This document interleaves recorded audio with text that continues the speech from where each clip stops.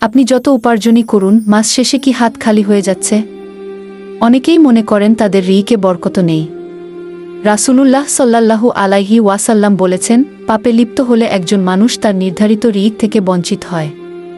হতাশ হবেন না, সুন্নাহ মেনে 3টি কাজ শুরু করলে আল্লাহ আপনার রিক বাড়াবেন।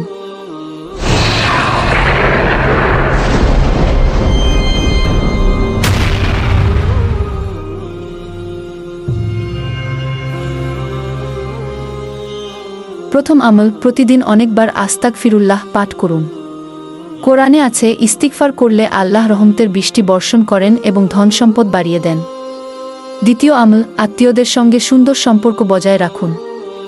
নবীজি সাল্লাল্লাহু আলাইহি ওয়াসাল্লাম বলেছেন, যে ব্যক্তি চায় তার রিক বৃদ্ধি পাক এবং আয়ু দীর্ঘ হোক, সে আত্মীয়দের সাথে ভালো সম্পর্ক রাখুক।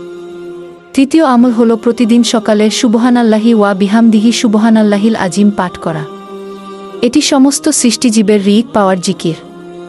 এই 3টি আমল নিজের জীবনে অভ্যাসে পরিণত করুন। রিকের অভাব চিরতরে দূর হয়ে যাবে। ভিডিওটি শেয়ার করে অন্য ভাইদের জানার সুযোগ দিন। আর স্বচ্ছ মিডিয়া পরিবারের সাথে থাকতে চ্যানেলটি এখনই সাবস্ক্রাইব করে রাখুন।